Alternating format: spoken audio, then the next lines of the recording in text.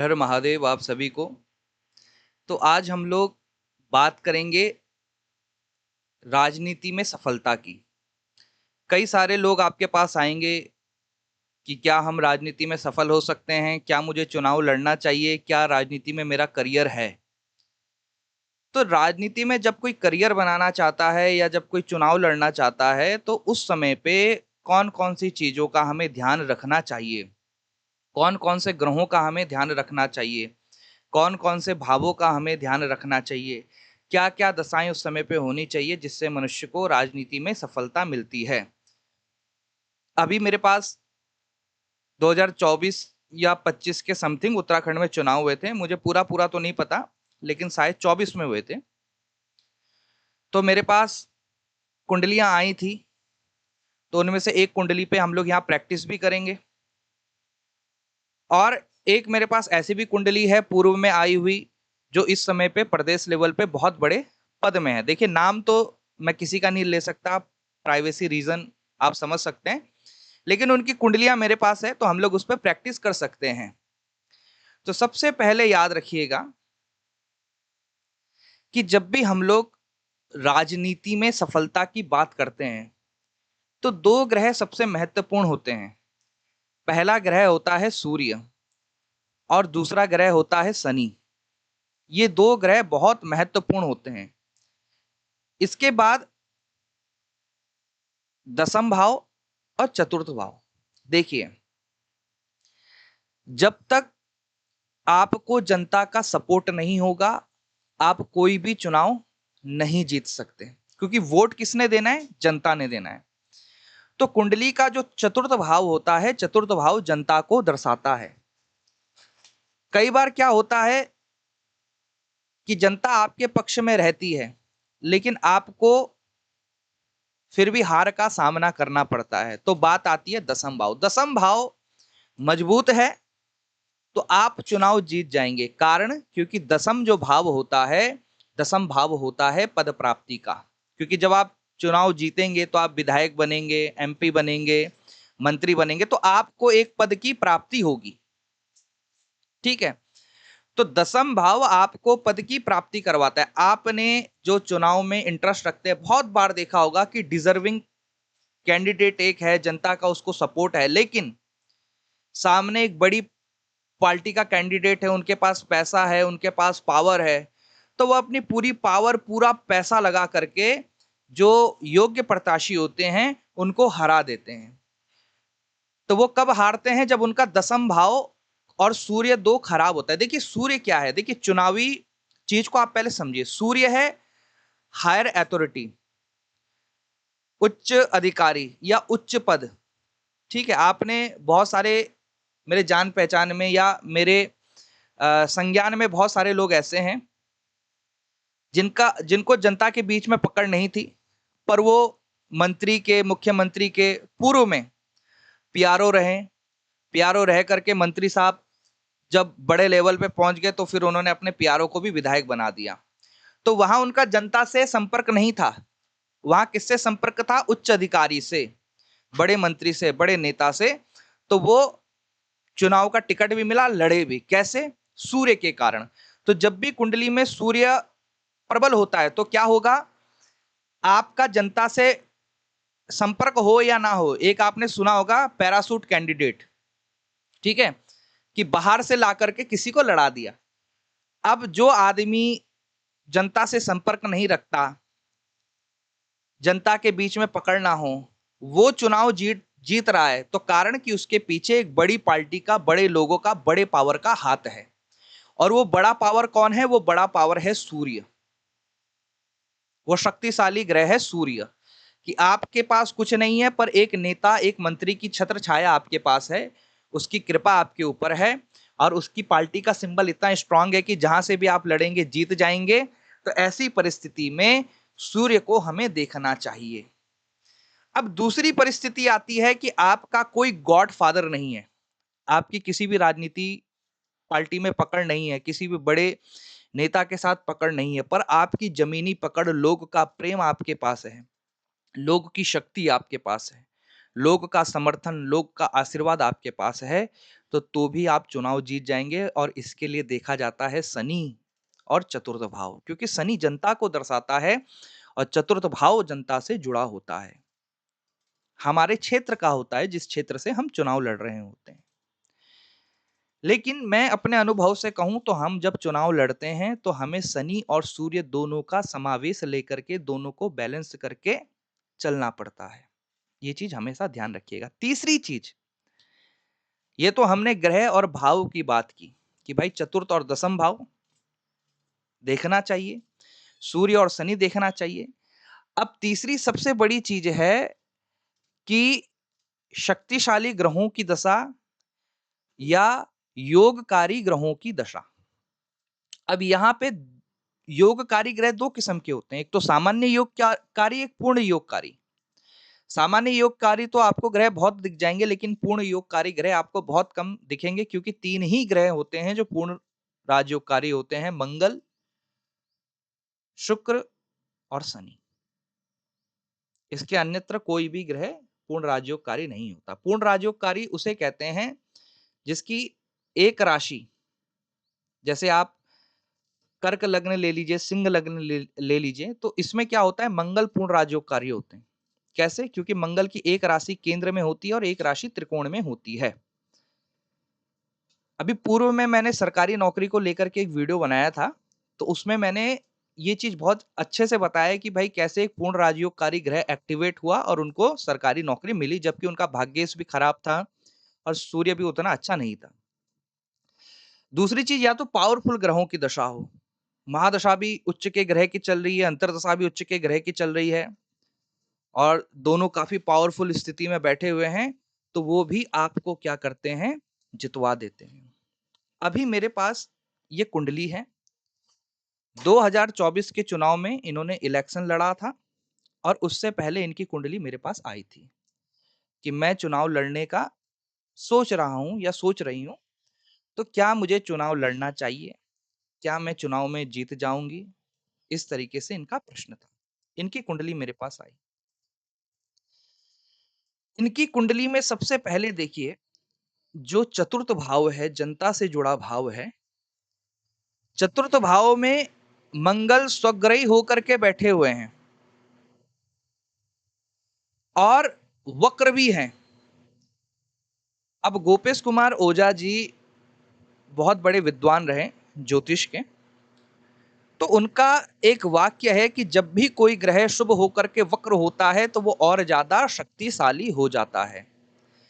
और केंद्र में मंगल के होने के कारण चतुर्थ भाव में रुचक योग बना, जो कि जनता से एक बहुत अच्छा संपर्क बनाता है। दूसरी चीज, इनकी कुंडली में पुनः शनि तृतीय भाव में उच्च का है। तृतीय भाव हमारे पराक्रम का है। भाई जब तक आप पराक्रम नहीं करेंगे, उदारता नहीं दिखाएंगे, क्योंकि उदारता का भी तृतीय भाव है ना, आप जनता के बीच में जा करके आप अपनी अकड़ दिखाएंगे, डाउन टू अर्थ वाली पर्सनैलिटी नहीं दिखाएंगे, तो कैसे जीतेंगे? उदारता का भी भाव है, और शनिदेव से बड़ा उदार और कौन हो सकता है? तो यहां पे देखिए, इनकी कुंडली में चतुर्थ भाव और जनता से जुड़ा ग्रह दोनों क्या है, बहुत पावरफुल स्थिति में है। अभी फिलहाल के लिए केतु बैठा है, राहु की दृष्टि, इसको छोड़ दीजिए।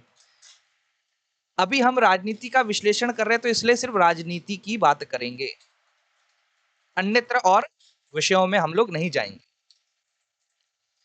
दूसरी चीज, इनकी कुंडली में दशम भाव, जो कि पद प्राप्ति का होता है, दशम भाव का स्वामी अष्टम में गया। ठीक है, तो यहाँ पे थोड़ा सा दिक्कत तो है कि भाई आसानी से पद प्राप्ति नहीं होगी, दिक्कत, समस्याएं, बाधा आएंगी।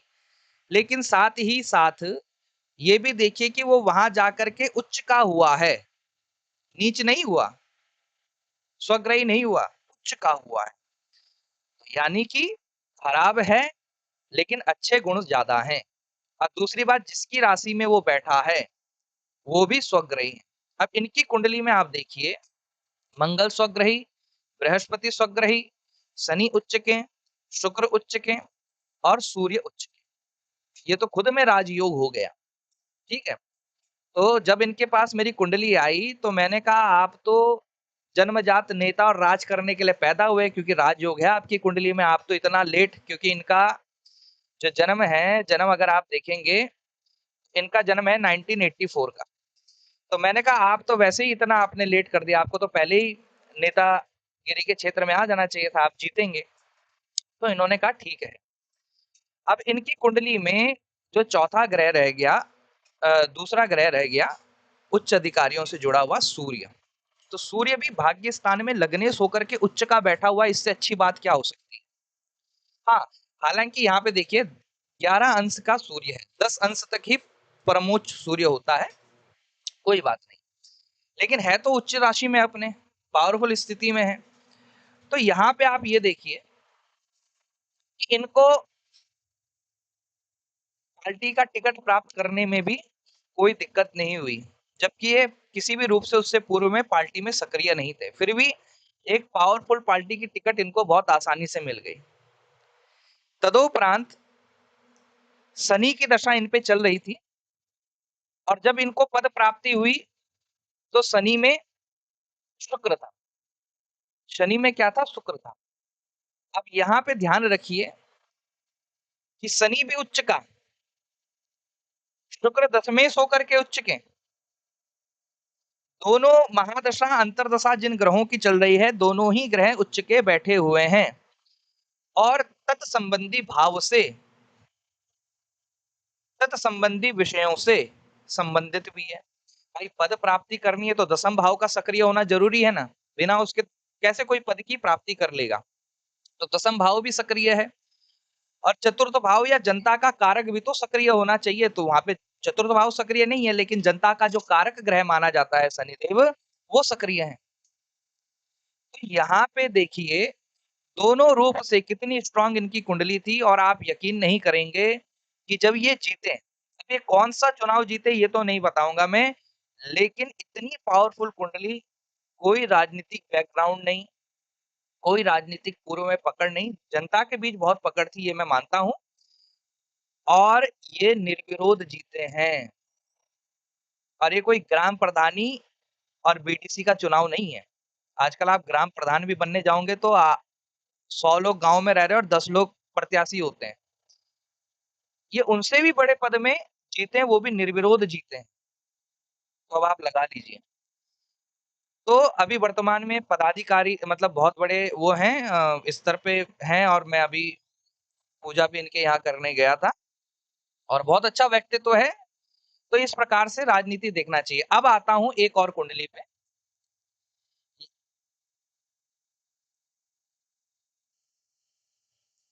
तो ये है दूसरी वाली कुंडली। इसमें थोड़ा सा कुछ गलत हो गया था, तो वही मैंने अभी करेक्ट किया है। तो अब यहाँ पे आप देखिए, ये बहुत समय से राजनीति में सक्रिय हैं। वर्तमान समय में प्रदेश लेवल पे बड़े पद में और महत्वपूर्ण पद में ये हैं। हालांकि चुनाव इन्होंने नहीं लड़ा, और इनके जो हमारे उत्तराखंड में कहते हैं कुल पुरोहित जी हैं, उन्होंने इनको मना कर दिया था राजनीति में जाने से कि आप राजनीति में मत जाइए, आपका कोई करियर नहीं है। तो इनसे हमारी बहुत अच्छी मित्रता है, हमारे भाई जैसे हैं, बड़े भाई। इन्होंने मुझे भी अपनी कुंडली दिखाई कि क्या मुझे राजनीति में जाना चाहिए, मेरी इच्छा है, और मेरे हमारे पंडित जी ने तो मना किया है। मैंने इनकी कुंडली देखी। देखिए इनकी कुंडली में सबसे पहले व्यक्तिगत जीवन पे देखिए, बहुत सारी चीजें आपको कुंडली में दिख रही होगी, पर अभी यहाँ पे व्यक्तिगत जीवन का बात नहीं हो रहा है, यहाँ पे राजनीति विश्लेषण का बात हो रहा है। तो हम लोग जो भी बात करेंगे वो राजनीति से जुड़ा ही करेंगे, उसके अन्यत्र बाकी व्यक्तिगत जीवन इंसान का कैसा है या कौन सी चीज कैसी है, इस चीज पे हम लोग ज्यादा नहीं जाएंगे। तो मैंने इनको कहा कि आप राजनीति में जा सकते हैं। हालांकि चुनाव लड़ने के लिए इनको नहीं कहा, पर मैंने कहा प्रवेश कर सकते हैं, अच्छा आपका संपर्क होगा, अच्छे लेवल पे आपकी बातें रहेंगी, आपका जो है लोगों से संपर्क रहेगा। और पिछले साल इनको बहुत बड़ा पद मिला। तो मैंने ऐसा क्यों कहा? कि आप चुनाव मत लड़िएगा। बाकी ऐसा तो नहीं कहा मैंने चुनाव मत लड़िएगा, पर मैंने कहा था कि चुनाव लड़ेंगे तो उतनी सफलता नहीं है। बहुत सारे लोग होते हैं, चुनाव लड़ते हैं, नहीं जीत पाते। अभी जैसे बिहार का इलेक्शन आपने देखा, बहुत बड़े-बड़े नाम थे। उससे पहले लोकसभा चुनाव में कारागढ़ सीट से पवन सिंह भी चुनाव लड़े थे, बहुत बड़े नाम थे, सपोर्ट मिला लेकिन जीत नहीं पाए। ठीक है? कारण क्या है? कारण है दसम भाव, चतुर्थ भाव शनि सूर्य का एकदम मजबूत होना। देखिए, नेता बनना कोई छोटी-मोटी बात नहीं है। विधायक बनना, एमपी बनना, मंत्री बनना, ये कोई छोटी-मोटी बात नहीं है। फिर देश काल परिस्थिति पे भी निर्भर करता है। अब मान लीजिए यही कोई मंत्री या नेता की बेटी की कुंडली होती, तो उसका सूर्य नीच का भी होता, शनि खराब भी होता, चतुर्दशम भाव खराब भी होता, तो भी उसे आराम से टिकट मिल जाता, आराम से वो चुनाव लड़ जाता। लेकिन इनका बैकग्राउंड वो नहीं है। तो देश काल परिस्थिति पे भी निर्भर करता है ना। अब कोई मंत्री का बेटा कहेगा हमें चुनाव लड़ना है तो उसको तो तुरंत सिंबल मिल जाएगा, तुरंत विधानसभा क्षेत्र मिल जाएगा। लेकिन एक नॉर्मल फैमिली बैकग्राउंड से निकल करके बड़े पद में जाना बहुत कठिन है। पहले क्या था कि पहले इतनी प्रतिस्पर्धा नहीं थी, लोग इतने अवेयर नहीं थे इन चीजों को लेकर के। तो पहले पहले जितने भी मुख्यमंत्री रहे, आप लालू प्रसाद यादव जी को ले लीजिए, नीतीश कुमार जी को ले लीजिए, बड़े-बड़े जितने भी रहे, फैमिली बैकग्राउंड नहीं था, अवेयरनेस नहीं थी उस टाइम पे। ये चीजें उस टाइम पे उभर रही थी। तो उस टाइम पे कोई भी बन सकता था, लेकिन अब प्रतिस्पर्धा बहुत ज्यादा हो गई है। हर किसी को चुनाव लड़ना है, हर किसी को नेता बनना है। तो उसके लिए ग्रह उतने मजबूत होने चाहिए, उसके लिए पकड़ उतनी मजबूत होनी चाहिए। तो हमें ये भी देखना है कि हम किसकी कुंडली देख रहे हैं भैया। किसी नॉर्मल इंसान की कुंडली देख रहे हैं। अब जैसे मैंने पूर्व की जो कुंडली आपको बताई, इससे पहले जिस कुंडली का हमने विश्लेषण किया, उनका कोई राजनीतिक बैकग्राउंड नहीं था, ना वो कभी सक्रिय रहे। लेकिन आप देखिए उनकी कुंडली कितनी मजबूत थी। या तो ग्रह उच्च के बैठे हुए या तो स्वग्रही बैठे हुए और जिनकी महादशा अंतर्दशा चल रही है वो भी उच्च के बैठे हुए हैं। ऐसा तो हर किसी के उसमें नहीं मिलेगा आपको, बिरला ही ऐसी कुंडली होगी जहाँ ये योग दिखेगा। तो यहाँ पे देखिए सप्तम भाव का मजबूत होना एक तीर से दो निशाने करता है। दो चीजों को अच्छा कर देता है। कैसे अच्छा करता है? पराशर जी का एक सिद्धांत है भावत भावम। यानी कि आप जिस विषय को जिस भाव से देखते हैं, यानी कि पद प्राप्ति को दसम भाव से देखते हैं, तो वहां से दसम भाव जो होगा वहां से भी प्राप्ति का आपको विचार करना चाहिए। अब दसम भाव से हम पद प्राप्ति का विचार करते हैं, दसम से अगर दसम आएंगे तो सप्तम भाव भी पद प्राप्ति के लिए जिम्मेदार है। चतुर्थ भाव से अगर हम जनता का सपोर्ट देखते हैं, जनता का प्रेम देखते हैं, आशीर्वाद समर्थन देखते हैं, तो चतुर्थ से चतुर्थ भाव भी इसके लिए जिम्मेदार है। तो चतुर्थ से चतुर्थ भाव कौन हुआ? सप्तम भाव। सप्तम भाव दसम से दसम, चतुर्थ से चतुर्थ, यानी कि जनता के प्रेम के लिए, आशीर्वाद के लिए और पद प्राप्ति के लिए, दोनों चीजों के लिए सामूहिक रूप से सप्तम भाव को भी देखा जाना चाहिए। इनकी कुंडली कुंडली में चतुर्थे सूर्य जो हैं वो कहाँ आकर के बैठे हैं? चतुर्थे सूर्य इनके सप्तम भाव में आकर के बैठे हुए हैं, वो शनि को अस्त कर रहे हैं। और शनि का अस्त होना यानी कि दशमेश का अस्त होना, पद प्राप्ति करवाने वाले स्वामी का अस्त होना। ठीक है। अब यहाँ पे इनका सूर्य निसंदेह, देखिए पहले तो सूर्य और शनि की युति जन्मजात इंसान के अंदर में विरोधाभास लाती है, सरकार के प्रति या पिता के जीवन में प्रेम का कम होना, इस तरीके से चीजें करवाती है। दूसरा, ये राजनीति में इंसान को लेकर के जाती ही जाती है, विचार आता ही आता है इंसान को कि मुझे राजनीति में जाना है, राजनीति में रुचि होगी ही होगी। क्योंकि सूर्य सत्ता है, राजनीति है, शासन है, और शनि क्या है? कर्म है। तो सत्ता, राजनीति, प्रशासन का कर्म से जुड़ना इस चीज को दर्शाता है। दूसरा, यहाँ पे मैं एक चीज आपको बता दूं कि शनि इतना भी कमजोर नहीं है। देखिए शनि और सूर्य के बीच में 15 डिग्री का फर्क है। अगर 2-4 डिग्री का फर्क होता, आगे पीछे होता, तो तब तो शनि बहुत मात्रा में कमजोर हो जाता, लेकिन शनि सूर्य से 15 डिग्री आगे जा चुका है। यानी कि फर्क बहुत आ गया है, तो इतना भी कमजोर हम नहीं मानेंगे। तो मैंने इनकी कुंडली में सर्वप्रथम सूर्य देखा, चतुर्थेश होकर के मित्र राशि में बैठे, कम अंश के हैं, निस्संदेह कम अंश के हैं। और दूसरी चीज, इनकी कुंडली में दसम भाव को देखा, जहां पे गुरु बैठे हुए हैं और मंगल बैठे हुए हैं, लेकिन बहुत कम अंश के हैं। ये थोड़ा सा इनका नेगेटिव पॉइंट था, जिसके लिए मैंने कहा कि अगर देखिए चुनाव लड़ेंगे तो फिर उनको उस हिसाब की तैयारी करनी पड़ेगी, क्योंकि ग्रह आप देखिए शनि अस्त है, दसम भाव में एक ग्रह ऐसा बैठा हुआ है जो बहुत ही कम डिग्री का है। और कौन बैठा हुआ है, वहां पे गुरु बैठे हुए हैं साथ में मंगल के। और गुरु क्या है, अष्टमेश और एकादशेश है, शनि के घर में जाकर के बैठे हुए हैं। तो ये चुनाव लड़ते हैं कल के दिन में, तो इनको अपना फील्ड बहुत अच्छा करना पड़ेगा, जनता से संपर्क बहुत अच्छा अच्छा बनाना पड़ेगा। हालांकि इनको अभी बहुत अच्छे पद में प्रदेश लेवल में है, वो बात अलग है, लेकिन जब भी इनको कोई प्रयास करने पड़ेंगे चुनाव लड़ने से संबंधित, तो वहां पे इनको जमीनी पकड़ बहुत अच्छी बनानी पड़ेगी। अब इनको जो बड़ा पद मिला, देखिए वो मिला कब, गुरु में जब बुध की दशा आई। बुध यहाँ पे कहाँ बैठा है, षष्टम भाव में बैठा हुआ है। और काल पुरुष की कुंडली के अनुसार षष्टम भाव में, छठे घर में जहां बुध बैठा हुआ है सातवीं राशि में, वहां वो क्या होते हैं, उच्च के होते हैं। और अपने मित्र की राशि में बैठे हुए हैं, पंचमेश हैं और धनेश हैं, शुक्र की राशि में बैठे हुए हैं, बृहस्पति की दशा चल रही है। अब बृहस्पति इनका पद प्राप्ति के भाव में बैठा हुआ है, और बुध इनका पंचमेश है, पंचम होकर के षष्टम भाव में गया है। तो ये पद प्राप्ति इनको ऐसे ही नहीं मिल गई, मेहनत की इन्होंने, कम से कम 5-6 साल सक्रिय रहे, बहुत सारे जिलों में जाकर के इन्होंने कार्य किया।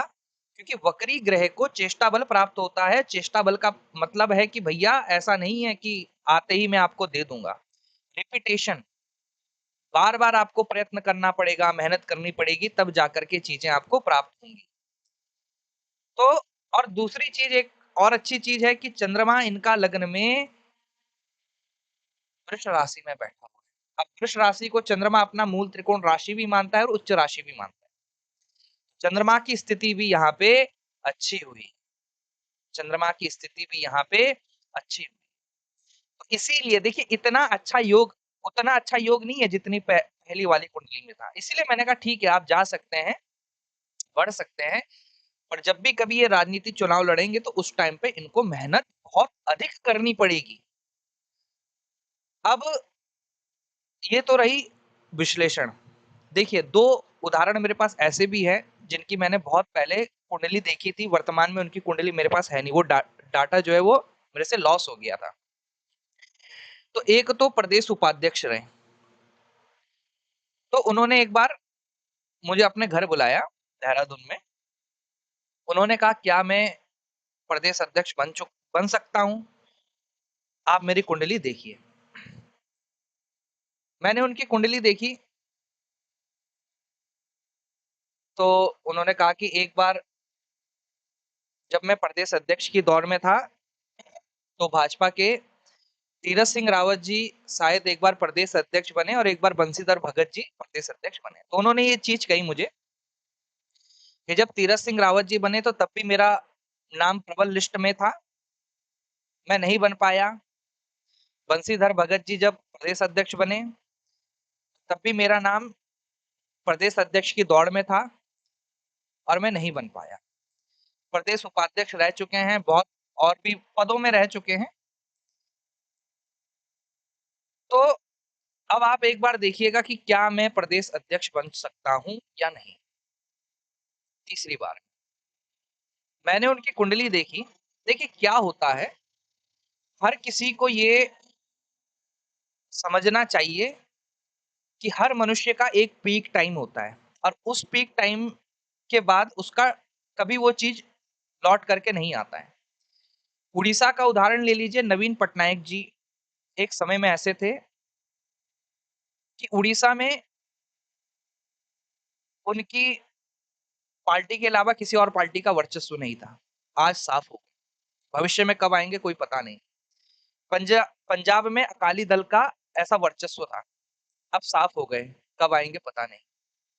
इसी प्रकार से बंगाल के चुनाव आपने देखे, तो हर किसी का एक पीक टाइम होता है। मैंने उनकी कुंडली देखी, उनका एक जो समय था, जो योग कारक समय था, जिसने उसको सबसे बड़ा पद दिलाना था, वो उनका जा चुका था। तो मैंने कहा कि आप नहीं बन सकते, क्योंकि जो ठीक है, आप छोटे-मोटे पद में चल भाई, जिला स्तर का पद, ब्लॉक स्तर का पद इतना बड़ा नहीं है राजनीति में। प्रदेश लेवल के पद के बाद लोग सीरियस लेते हैं कि भाई ये नेता है ना? तो मैंने उनको कहा देखिए, आप जो आपका पीक लेवल था, जो आप राज्य की राजनीति में और नेशनल लेवल की राजनीति में, उन्होंने ये भी बात कही कि जो मनोहर खट्टर जी हैं वो मेरे दोस्त हैं, हमने संगठन में बहुत समय काम किया, और भी बहुत सारे लोगों का उन्होंने नाम लिया कि मेरे साथ के लोग मुख्यमंत्री बन गए और मैं आज तक विधायक नहीं बन पाया। क्यों? क्योंकि जब मैंने उनकी कुंडली का विश्लेषण किया, तो पीक समय उनका जा चुका था, जितना उन्होंने भोगना था अपने जीवन में भोग लिया, कर लिया। अब कुछ नहीं है भाई। अब हमेशा कोई इंसान राजा बन के नहीं रह सकता, क्योंकि इस संसार में हर चीज की एक वैधता है। राजयोग की भी वैधता होती है कि आप सदैव राजयोग नहीं भोग सकते। आज अगर सत्ता में है तो कल हो सकता है आप सत्ता से भी बाहर हो जाए।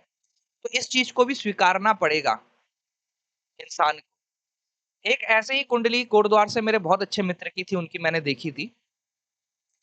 बहुत समय संगठन में सक्रिय रहे, तो फिर उन्होंने एक दिन मुझे अपनी कुंडली दिखाई।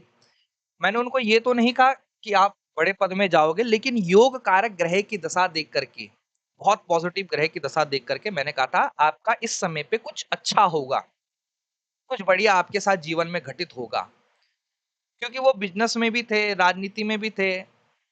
अब जब योग कारक ग्रह दशा आती है तो वो क्या करता है कि जिस क्षेत्र में आप हैं, भाई मंगल डिफेंस में ले जाता है, पुलिस में ले जाता है,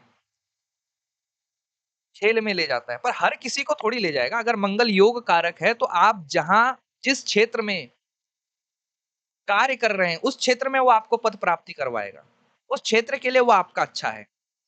ऐसा नहीं कि मंगल किसी का एक्टिवेट हो गया, अच्छा है तो वो फौज में ही जाए, वो पुलिस में ही जाए। गुरु किसी का एक्टिवेट हो गया, जरूरी नहीं है कि गुरु इनका दसम भाव में बैठ बैठ गया तो गुरु इनको शिक्षक ही बनाएगा।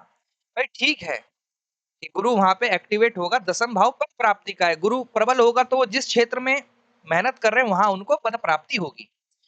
तो जैसे ही वो समय आया जो मैंने अपने मित्र को दिया था, तो वो दो बहुत बड़े पद में राजनीतिक स्तर में गए। अभी फिलहाल वो किसी पद में नहीं है।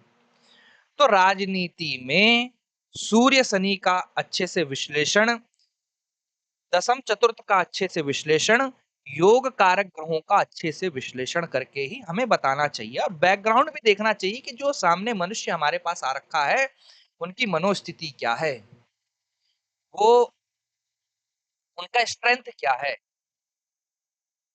भाई अब कोई गरीब इंसान का, आप मान लीजिए कि हम लोग, देखिए हम सबको पता है कि हम लोग आगे से कितना भी बोल दे कि भाई हम ईमानदार छवि के हैं, हम ऐसे हैं, हम वैसे हैं, लेकिन आज के समय में कोई भी बिरला ऐसे एक आध उदाहरण होंगे जो बिना चुनाव में पैसा खर्च किए जीते होंगे। नहीं तो हर जगह दारू, पैसा, साम, दाम, दंड, भेद राजनीति में चल रहा है। कोई है दूध कतरा? कोई भी नहीं है। तो सामने वाला अगर सोचे कि मेरे पास जनता का पावर है और प्रेम है, मैं जीत जाऊंगा, नहीं भाई, राजनीति है।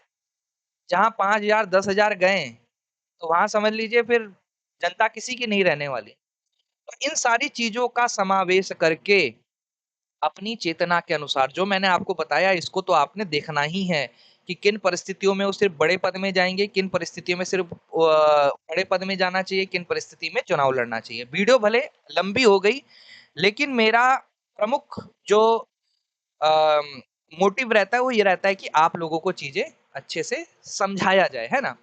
तो चलिए, आशा करता हूँ आप लोगों को वीडियो पसंद आई होगी। अपनी प्रतिक्रिया जरूर दीजिएगा।